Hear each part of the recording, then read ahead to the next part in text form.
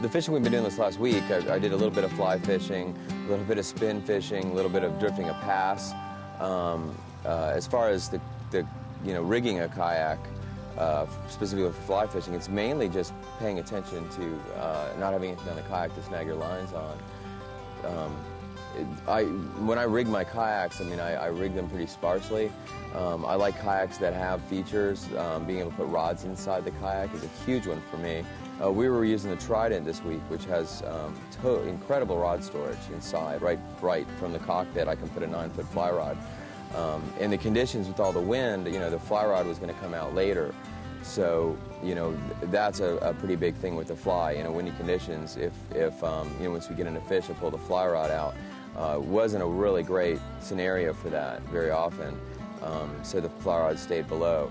But the times they did come out, the spinning tackle went below, so it was out of the picture. And I think that's really important. I think a lot of kayak fishermen have so much stuff outside the kayak. They lose that opportunity to keep their boat clean, free of snags and all that, whether you're spin fishing or whatever. If you have a bunch of rod holders up front, you're going to fly fish, I'd take them off. I keep the boat real clean. I also like the pop-down fish finder, because if I did want to fish in the mangroves, I can pop the fish finder actually folded down and hit out of sight. It was covered by its own hatch. So, I could sidearm cast up under trees in the mangroves. Very, very great feature. We needed the fish finders. You're on the beach, you're looking for drop-offs, looking for bait schools. In the past, it was incredible. Having that fish finder by the other boat. So that was something I really loved having.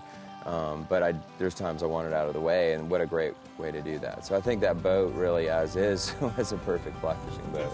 Yeah, I like the rod holders behind me. Everyone's different. Everyone has to decide how they rig their boat. But with fly fishing, you want as least amount of snags as possible.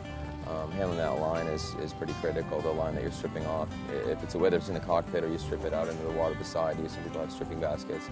A little bit of a line slob. I like to throw it in the water, so I got to be careful about what's back there.